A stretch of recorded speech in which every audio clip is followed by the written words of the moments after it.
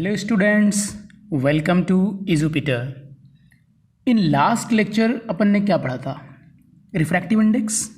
कि refractive index क्या होता है ना, रिफ्रैक्शन फिनोमिना के बारे में जो बेसिक चीज़ें थी ना, उसको हमने डिस्कस कर लिया था। आज हम लोग थोड़ा सा और आगे बढ़ेंगे, थोड़ा सा एडवांस बढ़ेंगे, ठीक है ना। बेसिक चीज़ें तो हो गई, अब उन्हीं बेसिक चीज़ों को यूज़ कर करके थोड़ा सा और एडवांस चीज़ों को हम लोग समझेंगे। तो सबसे पहले मैं आपको जो समझाना चाहता हूँ यहाँ पर वो है प्रिंसिपल ऑफ रिवर्सिबिलिटी, जो कि मुझे पिछले लेक्चर में ही कवर कर देना चाहिए था, लेकिन कोई बात नहीं, यहाँ पर कर लेते हैं। दे रहा है, दुरुस्त है। Reversibility, principal of reversibility. सुनिए बच्चों, वो कॉन्जुगेट वाली कहानी याद आपको?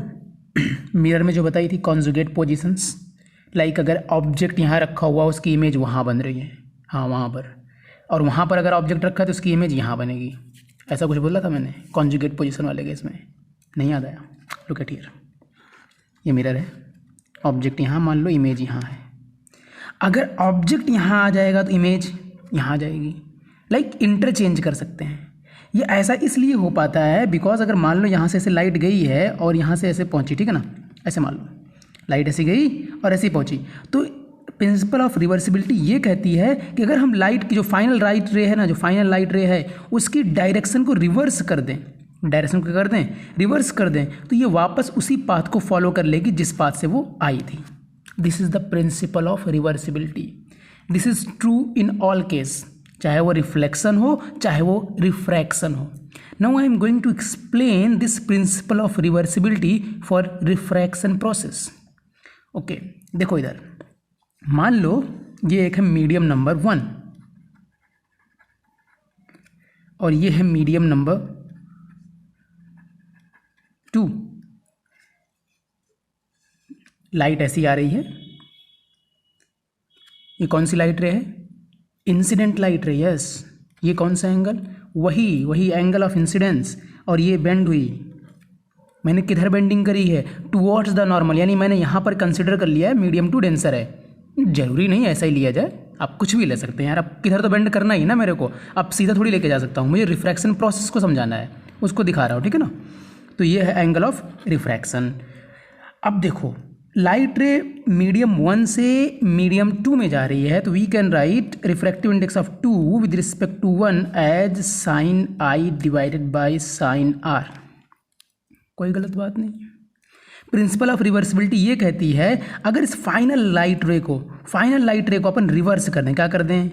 रिवर्स कर दें, ऐसा कर दें। तो रिवर्स करने के लिए मैंने यहाँ पर लगा दिया एक मिरर, प्लेन मिरर लगा दिया। क्या लगा दिया? प्लेन मिरर लगा दिया, और उसको परपेंडिकुलरली हिट करा दिया। तो लाइट रे ऐसे आएगी और बाउंस बैक होगी, ऐसे उछलेगी और फिर वापस चली जाएगी, सेम पाथ को फॉलो करते हुए। जब लाइट रे मीडियम 2 से मीडियम 1 में जाएगी तो हम ये लिख सकते हैं refractive index of medium 1 with respect to 2 sine angle of incidence divided by sine angle of refraction. अब लाइट रे देखो मीडियम 2 से मीडियम 1 में जा रही है, तो एंगल ऑफ इंसिडेंस हमारा आर होगा। क्या होगा? आर होगा। और एंगल ऑफ रिफ्रैक्शन क्या होगा? आई के इक्वल होगा। अब इस इक्वेशन 1 और इक्वेशन 2 को जरा ध्यान से देखो। देख लिया? Very good. आपने क्या ही देखा होगा, ध्यान से देखो। हाँ, अब दिखा? कितना आएगा? 1 आएगा मल्टीप्लाई करने पर। कितना आएगा? 1 आएगा मल्टीप्लाई करने पर। तो ये प्रिंसिपल ऑफ रिवर्सिबिलिटी का यूज करके एक बहुत ही इंपॉर्टेंट फार्मूला अपने को मिल जाता है। यानी अगर हम ऑर्डर चेंज कर देना तो उसका मतलब क्या हो जाता है? वो चीज़ जस्ट रिसिप्रोकल हो जाती है। कहने का मतलब 1 and 2 is reciprocal of the 2 and 1। 1 and 2 क्या है? रेसिप्रोकल है 2 and 1 का। इसको मैं पिछले लेक्चर में इसलिए कह रहा था, एक्सप्लेन कर देना चाहिए था, बिकॉज देखो 1 and 2 का मतलब मैंने क्या समझाया था आपको? n2 divided by n1। तो उस हिसाब से 2 and 1 का मतलब होता है n1 अपॉन n2। तो यहाँ से भी हमको क्या चीज़ मिल रही है? वही चीज़ मिल रही है, रेसिप्रोकल वाला मामला, ठीक है ना। तो कोई नहीं, यहाँ पर समझ लिया आपने, प्रिंसिपल ऑफ रिवर्सिबिलिटी है, और उस प्रिंसिपल ऑफ रिवर्सिबिलिटी का यूज करके हमने एक फार्मूला यहाँ पर ड्राइव किया है। दैट इज़ अगर हम ऑर्डर चेंज कर लेते हैं 1 का 2, 2 का 1, तो वो चीज़ क्या हो जाती है? जस्ट रेसिप्रोकल हो जाती है। अब इसी प्रिंसिपल ऑफ रिवर्सिबिलिटी का यूज़ करके हम लोग ऐसा कि अभी यहाँ पर कितने मीडियम हैं? 2। हम 3 मीडियम, 4 मीडियम, कितने भी के लिए हम फार्मूला बना सकते हैं। तो देखते हैं आगे। अभी हमारा जितना डिस्कशन चल रहा है बच्चों, वो सारा का सारा चल रहा है प्लेन सरफेस के थ्रू रिफ्रैक्शन। हमने दो मीडियम का इंटरेक्शन देख लिया, एक बाउंड्री थी, दो मीडियम थे इधर उधर, उसका हमने देखा। मान लो तीन मीडियम हो ऐसे, लाइक ये एयर हो ऊपर में, फिर ये मान लो वाटर, फिर मान लो ऐसा ग्लास, एंड देन फिर अगेन एयर आ गई, मान लो ऐसा तीन मीडियम हो। यानी मैंने एग्जाम्पल ले लिया एयर वाटर ग्लास, तो एग्जाम्पल को नंबरिंग भी दे देते हैं, मीडियम 1, ये मीडियम 2, ये मीडियम 3, ये मीडियम अगेन 1, ठीक है ना। लाइक जनरल केस के लिए जरूरी थोड़ी हमेशा एयर वाटर ग्लास ही है, तो मैंने 1 2 3 भी बोल दिया है, बाकी एयर वाटर ग्लास लिख दिया ताकि आपको थोड़ा फील आए कि भाई लाइट कैसे बेंड हो रही है। तो एयर अपनी कैसी है, रेयरर है इन सभी में। तो लाइट रे मान लीजिए आ रही है हवा से, हवा पानी में गई, नहीं हवा नहीं, लाइट पानी में गई, सॉरी, हवा पानी में गई, लाइट पानी में गई। तो देखो बच्चों, ये था एंगल ऑफ इंसिडेंस, ये पहला रिफ्रैक्शन हुआ है। इस पहले रिफ्रैक्शन के लिए मैंने नाम दे दिया फर्स्ट एंगल ऑफ रिफ्रैक्शन। अब यहाँ पर दोबारा रिफ्रैक्शन होगा, इस वाले इंटरफेस पे दोबारा रिफ्रैक्शन होगा। मान लीजिए ये क्या होगा, अब ये देखो एंगल ऑफ इंसिडेंस होगा ना इस वाले केस के लिए, जो कि किसके इक्वल होगा, R1 के इक्वल होगा। बात समझ में आई? अरे भाई ये I है, ये R1 है, तो ये 90 डिग्री पे ड्रॉ किया गया, ये 90 डिग्री पे ड्रॉ किया, ये परपेंडिकुलर के इसके ना, इसके परपेंडिकुलर, तो ये R1, तो ये भी क्या होगा, R1 होगा। और ये एंगल ऑफ इंसिडेंस का काम करेगा इस वाले दोनों जो रिफ्रैक्शन हो रहा है इन दोनों के लिए, ठीक है। अब लाइट कहाँ जाएगी, वाटर से ग्लास में जाएगी, थोड़ा और बेंड कर दो, ठीक, ऐसी जाना चाह रही थी, ऐसी आ गई। अब देखो यहाँ पर अब अलग एंगल होगा, दोबारा रिफ्रैक्शन होगा, मान लेते हैं इसका नाम R2 है, तो बच्चों ये भी तो R2 रहेगा, ठीक। अब लाइट रे जब देखो ग्लास से एयर में जाएगी तो अवे फ्रॉम नॉर्मल हो जाएगी, क्या हो जाएगी, अवे फ्रॉम नॉर्मल हो जाएगी। अभी आपको मैंने क्या समझाया था, प्रिंसिपल ऑफ रिवर्सिबिलिटी, उसमें मैंने आपको ये समझाया था अगर लाइट रे को डायरेक्शन जो चेंज कर देंगे तो वापस से उसी पाथ को फॉलो कर लेगी। जैसे कि आपको दिख रहा है ये मीडियम एयर है, ये मीडियम भी एयर है, तो यानी ये एंगल जो है वही होना चाहिए जो यहाँ पर है, यानी एंगल I यहाँ पर भी क्या रहेगा, एंगल I ही रहेगा। दोनों एंगल क्या होने चाहिए, सेम होने चाहिए, तभी प्रिंसिपल ऑफ रिवर्सिबिलिटी सही हो पाएगा, नहीं तो वो गलत हो जाएगा ना। वही चीज़ है ना, सेम पाथ को फॉलो करके जाना चाहिए। तो यानी ये एंगल क्या होना चाहिए, दोनों बराबर होना चाहिए।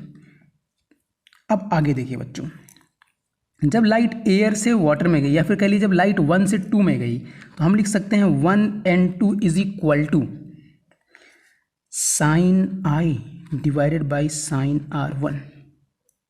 कोई गलत बात नहीं, सिंपल है यार, sine I divide by sine R। जब लाइट 2 से 3 में गई तो refractive index of 3 with respect to 2 sine I divided by sine R। इसमें साइन I मतलब R1 है और साइन R मतलब R2 है, तो R1 डिवाइडेड बाई R2। जब लाइट 3 से 1 में गई तो रिफ्रैक्टिव इंडेक्स ऑफ 1 लिखेंगे, विद रिस्पेक्ट टू 3 लिखेंगे, तो क्या हो जाएगा, साइन अब देखो I का मतलब क्या है, यहाँ पर R2 है और R का मतलब क्या है, I है, साइन I, ठीक है ना। तो ये चीज़ कोई बड़ी बात थोड़ी थी, समझ में आ गई, सिंपल चीज़ थी। अब देखो जरा इस इक्वेशन को ध्यान से देखो, इस इक्वेशन को देखो, देख लिया, ये वाली चीज़ समझ में आ गई क्या होने वाला। अब मल्टीप्लाई कर दोगे तो क्या मिलना है, 1 मिलना है, क्या मिलना है, 1 मिलना है। तो ऐसे 3 मीडियम नहीं 4 हों, 4 नहीं 5 हों भाई, अब 10 हों, कितने भी हों, तो आप ऐसे सेम ऑर्डर में चलते रहो, 2n3, 3n4, 4n5, जितने भी हैं ना। लास्ट में क्या होना चाहिए, लास्ट में 1 आना चाहिए, वापस से क्या आना चाहिए, 1 आना, यानी जहाँ शुरू किया था वापस से वही आना चाहिए। तो मल्टीप्लाई करके क्या आएगा, 1 आएगा। समझ में आई बात। यहाँ पर मैंने 5 मीडियम के लिए दिखा दिया है कि अगर ऐसे 5 मीडियम हो ना, एयर वाटर ग्लास डायमंड उल्टा सीधा जो भी है, केरोसिन ऑयल कुछ भी, तो 3 मीडियम का अगर फार्मूला आपको ध्यान में है, समझ में आ गई ये बात, तो कोई बड़ी चीज़ नहीं है, सेम ऑर्डर में चलना, लास्ट में अगेन वही चीज़ आनी चाहिए, बात ध्यान में रखना। बच्चे क्या गलती कर देते हैं, ऐसा कर देते हैं बच्चे 1n2, 2n3, 3n1 ना लिखे 1n3 लिख देते हैं, ये गलत कर देते हैं, अक्सर यही गलती करते हैं। तो ये ध्यान में रखना प्लीज़, ऐसे ध्यान में रखना आपको, सेम ऑर्डर में लास्ट में सेम होना चाहिए, लाइक जहाँ से शुरू किया ना वापस वहीं, ठीक है ना। आगे बढ़ते हैं।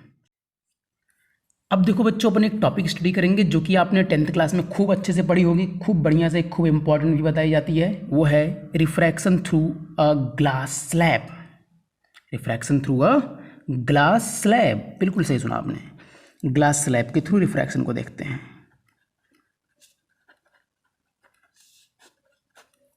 लाइट एक ग्लास है यहाँ पर,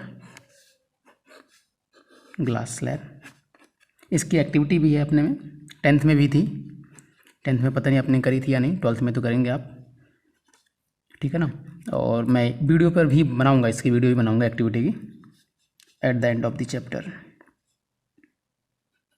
ये लाइट रे आई, इंसिडेंट लाइट रे, ये क्या है, एंगल ऑफ इंसिडेंस, और ऐसा बेंड हुई, और ये आर है, ये आर है, ये पार है। अब यहाँ पर जो एंगल आई है, यहाँ पर जो एंगल होगा वो भी क्या होगा, आई ही होगा, जिसको एक्चुअली, लेकिन यहाँ पर लाइट रे निकल रही है, बाहर निकल रही है, इसलिए इसको हम एक अलग सा नाम दे देते हैं, एंगल ऑफ इमरजेंस। तो मैं यहाँ पर एक नोटेशन ले लिया हूँ ई, तो कंफ्यूज नहीं होना है, ई आई के इक्वल ही होगा, बिकॉज जिस मीडियम में लाइट थी वापस से उसी मीडियम में आ गई। और ये सारी बात ध्यान में रहे, मैं प्लेन सरफेसेस के लिए कर रहा हूँ, हमेशा के लिए नहीं बोल रहा हूँ कि आगे कोई दूसरी सरफेस आए आप वहाँ पर भी ये बोलने लग जाएं सर आई और ई इक्वल होगा, तो नहीं नहीं नहीं, हमेशा नहीं बोल रहा हूँ, ये प्लेन सरफेसेस हैं, अभी प्लेन सरफेसेस की बात चल रही है, ध्यान में रहे। तो ये आर था, ये आर था, और ये सब मामला हो गया। अब देखो लाइट रे जाना किधर चाहती थी, लाइट रे इधर जाना चाहती थी, है ना, चली किधर गई, इधर चली गई। तो एंगल में तो कोई डेविएशन नहीं हुआ है, there is no angle between this line and this line, दोनों लाइन कैसी हैं, पैरेलल हैं। ये वही लाइट रे और जो लाइन हमने आगे बढ़ाई, जो इंसिडेंट रे की डायरेक्शन, दोनों ही क्या आपस में पैरेलल हैं, लेकिन हाँ अपने ट्रैक से शिफ्ट हो गई है ना, इतना इतना शिफ्ट हो गई, इसको बोलते हैं लेटरल शिफ्ट, भाई लेटरली शिफ्ट हुई है ना, तो लेटरल शिफ्ट या फिर लेटरल डिस्प्लेसमेंट बोलते हैं, क्या बोलते हैं, लेटरल शिफ्ट या फिर लेटरल डिस्प्लेसमेंट। इसको एंगल ऑफ इमरजेंस बोलते हैं, बाकी सारे नाम आपको अच्छे से मालूम ही है। यहाँ पर हमें कैलकुलेशन करेंगे यार ये लेटरल शिफ्ट कितना हुआ है। अगर एंगल ऑफ इंसिडेंस आई हो, इस ग्लास स्लैब की थिकनेस कुछ टी मान ले, तो ये लेटरल शिफ्ट कितना हुआ है, मान लेते हैं एक्स हुआ, तो हमें इसका कैलकुलेशन करके दिखाना है। मान लीजिए ये जो ग्लास स्लैब इसका रिफ्रैक्टिव इंडेक्स कुछ एन है, तो यार ये लेटरल शिफ्ट कितना होगा, चलो इसको कैलकुलेट करते हैं बच्चों। तो चलो बच्चों डायग्राम को एक बार दोबारा ड्रॉ कर लेते हैं। ये रहा अपना भैया ग्लास स्लैब, क्या है, ग्लास स्लैब। ये देखो 3D में है, बिल्कुल ही आपको बस दिखाई नहीं दे रहा है, ऐसा ऐसा 3D में अंदर अंदर धंसा हुआ है, ठीक है ना, ऐसा अंदर अंदर धंसा हुआ है, ऐसा एकदम बिल्कुल सुंदर सा डायग्राम है, मैं बना नहीं रहा हूँ, ठीक है ना, बस अंदर धंसा हुआ समझ लो, ऐसा 3D में। ये लाइट रे आई, इंसिडेंट रे, ये रहा अपना एंगल ऑफ इंसिडेंस, और ये लाइट रे गई रिफ्रैक्शन होने के बाद, और ये लाइट रे इधर से निकल जाएगी। अब ऐसा जाना चाहती थी, ऐसा ऐसा ऐसा ऐसा, और ऐसा निकल गई। तो ये जो डिस्प्लेसमेंट हुआ है ये क्या है, लेटरल डिस्प्लेसमेंट है, और इसी को कैलकुलेट करना अपने को। ये जो थिकनेस है ग्लास स्लैब की मान लेते हैं बच्चों टी है। अब देखो ये चीज़ अपने को कैलकुलेट करनी, तो यहाँ कैलकुलेट कर लें, चाहे यहाँ कर लें, तो चाहे यहाँ कर लें, तीनों चीज़ें तो बराबर ही है ना। लाइट रे जो बीच में गैप है, यहाँ पर जो गैप होगा वही गैप यहाँ होगा, वही गैप यहाँ होगा। हम लोग लाइन यहाँ ड्रॉ करेंगे, बिकॉज यहाँ ड्रॉ करने से फ़ायदा क्या होगा, यहाँ पर ट्रायंगल और एंगल मिल जाएगा, और वो साइन कॉस टेन थीटा जो भी होता है सब लग जाएगा बढ़िया से। और यहाँ ड्रॉ करेंगे तो कुछ मिलेगा नहीं हमें, ठीक है ना, इसलिए हमने यहाँ पर ड्रॉ कर लिया। और इस एक्स को हमें कैलकुलेट करना है। ये रहा अपना आई, ये रहा अपना आर, तो ये कितना होगा बताओ। अरे भाई ये आई है तो ये पूरा भी आई होगा, उसमें से आर निकाल दो, क्या बचा, आई माइनस आर बचा। हमें x चाहिए, ग्लास की थिकनेस t है तो x चाहिए। अगर इस वाले ट्रायंगल में देखें, इस वाले ट्रायंगल में अगर देखें आप, ध्यान से देखो, i माइनस आर में x आएगा, साइन i माइनस आर में x आएगा, तो perpendicular upon sine i minus R का मतलब परपेंडिकुलर अपॉन दिस मच। अब ये जो भी मच हो, ये है a और ये है b, तो AB, ठीक। अब यहाँ पर एक समस्या है, समस्या ये है कि भाई साहब ए बी की वैल्यू हमें मालूम नहीं है। हमें मालूम क्या है, थिकनेस टी मालूम है। हमें क्या मालूम है, थिकनेस टी मालूम है, ए बी नहीं मालूम है। तो ए बी को रिप्लेस कर देते हैं थिकनेस टी में। कैसे करेंगे, अब देखो ये है भाई साहब आर, और ये ए बी, और ये है टी। तो ये बेस है, ये हाइपोटेन्यूस है, ये आर है, तो कॉस लगा दो भाई साहब। कॉस आर का मतलब बेस अपॉन ए बी, कोई गलत बात तो नहीं। तो जो ए बी है ना वो किसके इक्वल होगा, A B is equal to जाएगा T divided by cos R. कुछ गलत बोल दिया क्या? ये इंटरचेंज हो जाएगा ना, ये इधर जाएगा इधर जाएगा, ठीक है ना। अब ये ए बी की वैल्यू ले जाके पुट कर दो, तो देखो बच्चों sine I minus R X divided by A B का मतलब आ गया T divided by cos R. हमें चाहिए क्या? एक्स चाहिए। तो यार इसको ना इधर भेज दो ना, एक्स बच जाएगा आपके पास, रख लो अपना X, T into sine I minus R divided by cos R. तो ये हो गया फार्मूला लेटरल डिस्प्लेसमेंट का, T into sine I minus R divided by cos R. अब यहाँ पर जो आर है ना, ये है एंगल ऑफ रिफ्रैक्शन। फार्मूला देखो यहाँ पर कंप्लीट है, लेकिन जो आर है ना एंगल ऑफ रिफ्रैक्शन, इसको भी अगर हम चाहें तो रिमूव कर सकते हैं in term of angle I. Like angle of incidence अगर अपने को सिर्फ पता हो और इसका रिफ्रैक्टिव इंडेक्स एन पता हो, एंगल आर नहीं पता हो, तो हम चाहें तो आर को भी रिमूव कर सकते हैं, रिप्लेस कर सकते हैं आई और एन के टर्म में। तो फार्मूले का पूरा जो लुक है वो चेंज हो जाएगा। तो चेंज कर लेते हैं थोड़ा सा, देखो इधर ध्यान से। एन इज इक्वल टू क्या होता है? Sine I divided by sine R होता है। तो sine R is equal to क्या हो जाएगा? Sine I divided by N हो जाएगा। अच्छा कॉस आर क्या हो जाएगा? क्योंकि कॉस आर है, इसको हटाना ही अपने को, तो कॉस आर का मतलब हो जाएगा 1 माइनस साइन स्क्वायर आर, यही होगा। अब साइन आर का मतलब है sine I divided by N, तो sine square I divided by N, उसका भी स्क्वायर, उसका भी स्क्वायर। देखो ज़्यादा कंफ्यूज नहीं होना आपको, सिंपल ट्रिग्नोमेट्री है, सिंपल ट्रिग्नोमेट्री, ध्यान से देखो, ध्यान से, एकदम सिंपल ट्रिग्नोमेट्री है, कुछ बड़ी चीज़ नहीं करी मैंने। आगे देखो अब इस चीज़ को यार आगे पीछे करना है आपको अच्छे से आता है, लाइक एलसीएम उलसीएम लेना, जिसमें अंडर रूट हर एन लगा हुआ है एन स्क्वायर के ऊपर, तो सिर्फ नीचे एन ही बचेगा, एन स्क्वायर था, और यहाँ पर बच जाएगा N square minus sine square I, ये हो गया कॉस आर। तो मैंने आपके लिए निकाल के रख दिया है साइन आर और कॉस आर। अब इस वाले फॉर्मूले को देखो जरा एक बार, हमें क्या करना है, इसमें से आर रिमूव करना, तो यार अंदर फंसा हुआ है, तो इसको थोड़ा सा चेंज कर लेते हैं। T sine I minus R, ये एक फार्मूला होता है यार साइन ए माइनस बी का, वो होता है sign A cos B minus cos A sine B. ये फार्मूला अपन ने लगा दिया यहाँ पर, ठीक है। देखो अगर आपको ऐसे ही समझ में नहीं आ रही है, फार्मूला आपको ध्यान में नहीं है, तो भाई सब याद करना पड़ेगा इस फार्मूले को। हालांकि मैं यहाँ पर इसको स्किप भी कर सकता हूँ, यहाँ पर ध्यान में नहीं, कोई बड़ी चीज़ नहीं, लेकिन आगे भी बार बार ये फार्मूले आएंगे, साइन ए माइनस बी, साइन ए प्लस बी, ये सब फार्मूले बार बार आएंगे, तो उसको जरूर याद कीजिए आप एक बार। अब डिवाइड कर लो इसको फटाफट, तो sine I cos R cut जाएगा, क्या बचेगा? सिर्फ साइन आई बचेगा, और यहाँ पर कॉस आई बचेगा, और sine R divide by cos R अपने को वैल्यू मालूम है, तो साइन आई की वैल्यू अपने पास है ये, नहीं sine R, sorry sine R की वैल्यू अपने पास है ये, sine I divided by N, sine I divided by N.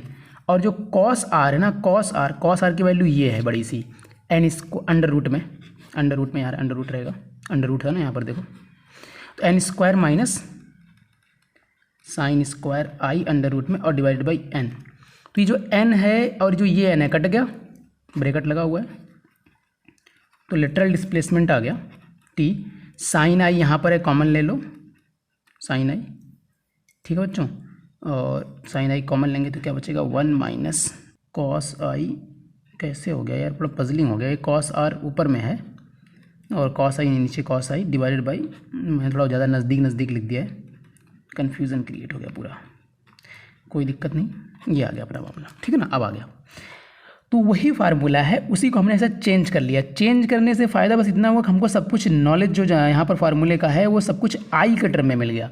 लेकिन मैं यही कहूँगा कि आप सिर्फ ये वाला फार्मूला ध्यान में रखिए, लाइक अगर आई की वैल्यू गिवन है तो आप आर की वैल्यू निकाल सकते हैं आसानी से। अगर रिफ्रैक्टिव इंडेक्स दिया है और आई दिया है तो formula N is equal to sine I divided by sine R से आर 2 सेकंड में निकल जाएगा।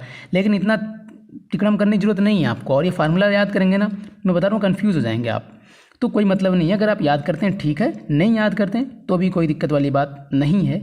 आपको क्या करना है, सिर्फ ये वाला फार्मूला ध्यान में रखना है। अब देखो बच्चों, अगर हम लोग डेंसर मीडियम से किसी ऑब्जेक्ट को ऑब्जर्व करें जो कि रेयर मीडियम में हो, या फिर उसका उल्टा रेयर मीडियम से किसी ऑब्जेक्ट को ऑब्जर्व करें जो डेंसर मीडियम में हो, तो उसकी जो पोजीशन होती है ना वो थोड़ा सा शिफ्ट हो जाती है, हमें एक्चुअल पोजीशन नहीं फील हो पाती है। हमें उसकी एक अपरेंट पोजीशन दिखाई देती है। तो लो चीज़ को समझते हैं थोड़ा सा। देखो मान लो बच्चों ये है डेंसर मीडियम, कैसा मीडियम, डेंसर मीडियम, और ये रहा आपका रेयरर मीडियम।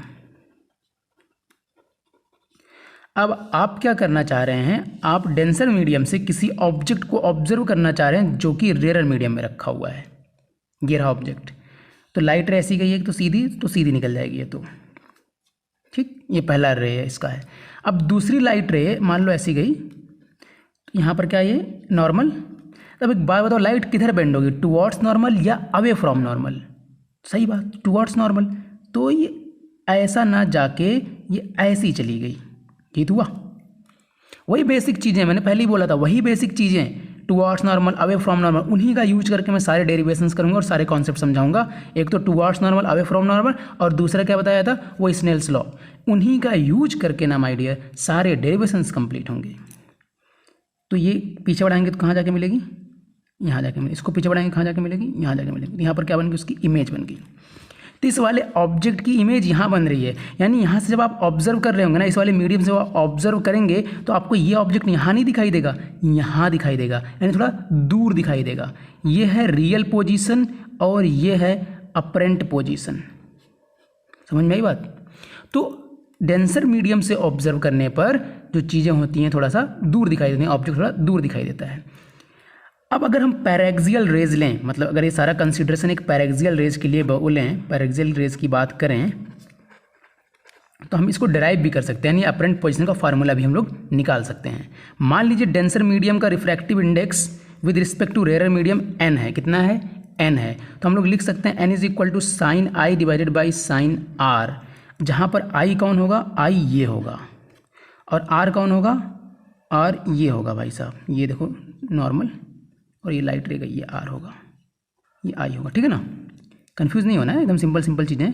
और इस लाइट रे को आपने पीछे बढ़ाया था, इस लाइट रे को, इस वाली लाइट रे को आपने क्या किया, पीछे बढ़ाया है, और ये r था। तो ये वाला जो हिस्सा है ना, ये वाला हिस्सा भी क्या होगा, r होगा। तो यानी ये भी क्या होगा, r होगा। कंफ्यूज तो नहीं हो रहे ना डायग्राम में? देखो यार, ये देखो नॉर्मल नॉर्मल नॉर्मल, और लाइट रे को आपने पीछे बढ़ाया ऐसा ऐसा ऐसा ऐसा यहाँ तक। तो अगर ये चीज़ r है तो ये चीज़ भी r होगी ना, तो ये चीज़ भी क्या होगी, r होगी ना। देखो ये वाली लाइट, ये वाली लाइन देखो ध्यान से, ठीक है। तो दोनों r होगा, अल्टरनेट एंगल, और ये वाला वर्टिकली अपोजिट से हो गया। तो ये i मिला अपने को, ये पूरा वाला बड़ा वाला i मिला, तो ये वाला भी क्या होगा, i होगा। मुझे लग रहा है सर, थोड़ा सा कन्फ्यूज़ नहीं हो जाओ तुम लोग, डायग्राम ज़्यादा कंजस्टेड तो नहीं हो गया? चलो कोई बात नहीं, मैंने क्लियर ही बनाया है डायग्राम, बहुत सुंदर बनाया है। इतना सुंदर डायग्राम कहीं मिलेगा भी नहीं आपको। चलो अब फटाफट लगाते हैं फार्मूला। देखो साइन आई का मतलब क्या, परपेंडिकुलर अपॉन हाइपोटेन्यूस।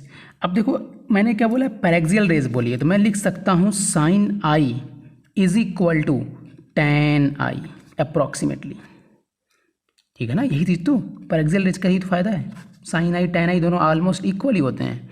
तो साइन आई, अब टेन आई लिख दिया, तो टेन आई का मतलब होगा परपेंडिकुलर अपॉन बेस। तो परपेंडिकुलर मान लो कुछ यहाँ पर ले लेते हैं अपन m, यहाँ पर ले लेते हैं अपन n।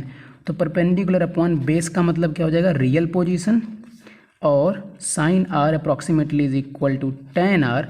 Perpendicular upon base again, तो परपेंडिकुलर mn, बेस कितना ap, ठीक है ना।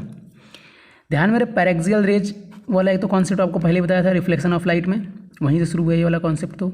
और बाकी बेंडिंग टुवर्ड्स नॉर्मल और ये एंगल वेंगल तो सारा मामला मालूम ही आपको। ये वैल्यूज पुट कर दो फटाफट अब जरा। तो n इज इक्वल टू मिलेगा साइन आई का मतलब mn upon real position divided by sine r का मतलब mn अपॉन अपरेंट पोजीशन। तो मामला आ गया apparent position divided by real position. तो ये हमको फार्मूला एक मिल गया, अपरेंट पोजीशन और रियल पोजीशन का। ध्यान में ये फार्मूला तभी वैलिड है जब हम लोग ये कंसीडर कर रहे हैं कि ये रेजेस कैसी हैं, पैरेक्सियल रेज हैं। अदरवाइज जो शिफ्टिंग ऑब्जर्व होगी, अगर कहीं और से देखेंगे थोड़ा साइड से ज़्यादा, तो शिफ्टिंग कुछ और ऑब्जर्व होगी। इस फार्मूले को वहाँ पर नहीं मतलब सूट करेगी, उसमें नहीं वैलिड होगा ये फार्मूला, ठीक है ना, ध्यान में रखना है। अब दूसरा केस देखते हैं, जब हम लोग ऑब्जर्व करें ऑब्जेक्ट को रेयर मीडियम से डेंसर मीडियम में रखे हुए ऑब्जेक्ट को, डेंसर मीडियम में रखी हुई चीज़ को रेयर मीडियम से ऑब्जर्व करें, उसको देखते हैं अब थोड़ा सा। ये है अब डेंसर मीडियम, इस साइड में इसमें ऑब्जेक्ट रहेगा, और ये है अपना रेयर मीडियम, जिधर से आप ऑब्जर्व करेंगे। मान लीजिए अगेन डेंसर मीडियम का रिफ्रैक्टिव इंडेक्स n है with respect to rare medium. बस मामला अपन ने रिवर्स कर दिया है ऑब्जर्वेशन का। तो ऑब्जेक्ट मान लीजिए यहाँ पर है बच्चों, यहाँ पर ऑब्जेक्ट, ठीक है ना। लाइट रे ऐसी गई, ध्यान से देखना, अगर थोड़ा बहुत कसर रहेगी पिछले वाले में तो इसमें समझ में आ जाएगी सारी बातें। ये लाइट रे गई, तो ये कौन सा एंगल है? Angle of incidence. तो ये एंगल भी क्या होगा? Angle of incidence. यही सारी चीज़ें वहाँ पर भी बता रहा था, ठीक है ना। शायद उसमें डायग्राम थोड़ा सा पास हो गया था, मामला गड़बड़ हो गया थोड़ा सा, लेकिन कोई बात नहीं, यहाँ पर समझ में आ जाएगा सब कुछ। देखो तो ये आई, ये भी आई। अब एक बात बताओ, लाइट रे डेंसर से रेयर में जा रही, किधर बेंड होगी? किधर बेंड होगी? डेंसर से रेयर, अवे फ्रॉम नॉर्मल। हाँ, अवे फ्रॉम नॉर्मल। इधर जाना किधर चाहती थी? इधर जाना चाहती थी। चली किधर गई? इधर। इसको पीछे बढ़ाओ, यहाँ आगे मिली। और एक लाइट रेस की इधर गई होगी, सीधी सीधी निकल गई होगी ये तो इमेज कहाँ पर बनी? यहाँ पर बनी। यानी जब आप इधर से ऑब्जर्व करेंगे ऑब्जेक्ट को, तो ये ऑब्जेक्ट यहाँ पर जो रखा हुआ दिखाई कहाँ देगा? यहाँ दिखाई देगा। अच्छा, एक और चीज़ ध्यान से देखो, ये नॉर्मल है, ये रिफ्रैक्टेड है, तो इसके लिए एक एंगल का नाम होता है ना, एंगल ऑफ रिफ्रैक्शन। वो कौन लिखेगा? अब देखो, ये नॉर्मल, ये रिफ्रैक्टेड रे को हमने पीछे बढ़ाया था, पूरा एंगल होगा आर, तो ये वाला एंगल भी क्या होगा? आर। ये अगर आर है तो ये भी आर, तो ये भी आर। बात समझ में आ गई? चलो अगेन वही वाला concept, sine I is approximately is equal to tan I. अब tan आई का मतलब है परपेंडिकुलर, अगेन इसको मान लेते हैं m और n, और ये अपनी है अपरेंट पोजीशन इस बार, और ये वाली अपनी है रियल पोजीशन, ठीक है ना। तो sine I is equal to tan I is equal to perpendicular upon base, base का मतलब अपरेंट पोजीशन, और फिर sine R approximately is equal to tan R perpendicular mn upon base कितना होगा? बेस देखो, बेस कहाँ गया इस बार? Real position. उल्टा कर दिया क्या मैंने? साइन आई का मतलब ये होगा ना, तो साइन आई का मतलब वो perpendicular mn divide by base कितना हो गया? ये हो गया ना base, real position, sorry real position. और साइन आर में देखो, ये रहा आर, तो परपेंडिकुलर अपॉन बेस का मतलब हुआ अपरेंट पोजीशन, यहाँ पर अपरेंट पोजीशन, ठीक है ना। ठीक, समझ में आ गई बात? चलो अब देखो, लाइट रे जा कहाँ से रही है? डेंसर मीडियम से। किस में जा रही है? रेयर मीडियम में। तो refractive index of rare medium with respect to denser medium, यानी 1/n is equal to sine I divided by sine R लिखा जाएगा। बिकॉज n मैंने क्या बोला था? Refractive index of denser medium with respect to rare. और यहाँ पर लाइट डेंसर से रेयर में जा रही है, इसका मतलब ये क्या हुआ? Refractive index of rare with respect to denser हुआ, इसलिए मैंने 1/n लिख दिया। तो साइन आई की वैल्यू है mn upon real position divide by mn upon apparent position.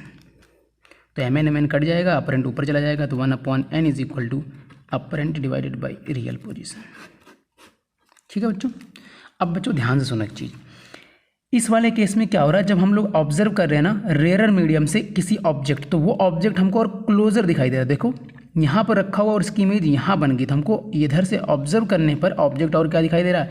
Closure दिखाई दे रहा। वहीं पिछले वाले केस में क्या था? ऑब्जेक्ट और दूर दिखाई दे रहा था, यानी अपरेंट पोजीशन रियल पोजीशन से ज़्यादा थी, और यहाँ पर अपरेंट पोजीशन रियल पोजीशन से कम है। देख सकते हैं आप इस फार्मूले से, apparent position is equal to real position divided by n। तो अपरेंट पोजीशन n टाइम्स कम है, और ये फार्मूला कब हो पाया है? जब हमने रेज को पैरेक्सियल माना है।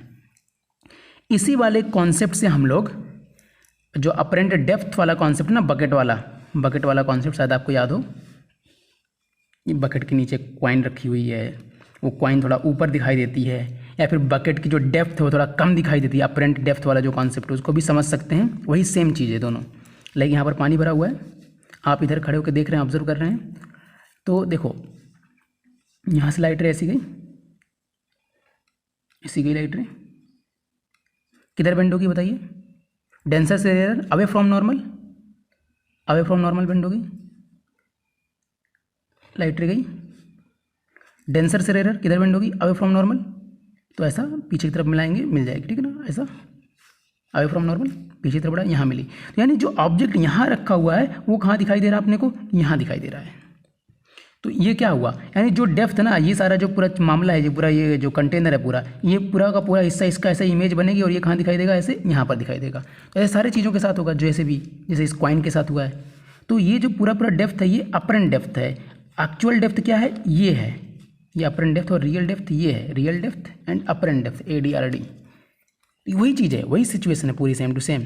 तो refractive index of the denser medium का उल्टा बराबर apparent depth divide by real depth, यानी n is equal to real depth divide by apparent depth, ये कह सकते हैं हम लोग।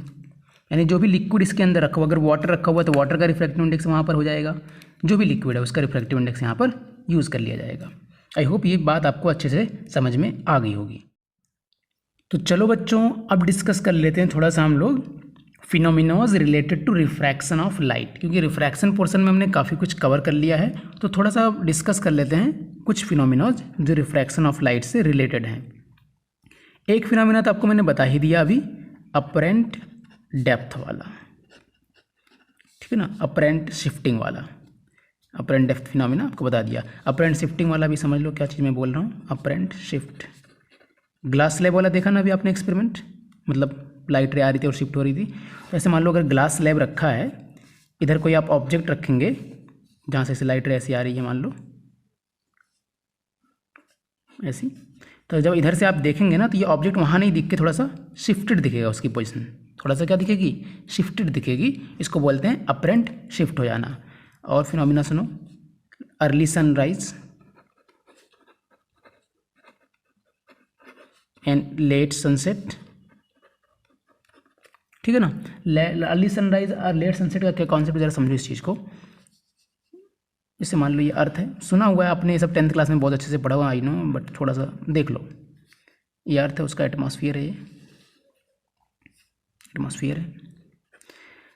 ये मान लीजिए आप यहाँ पर हैं, ठीक है ना, ये पोजीशन आपकी यहाँ मान लेता हूँ, थोड़ा मैं खड़ा कर देना उसको ऐसा, ये आपकी पोजीशन है ये।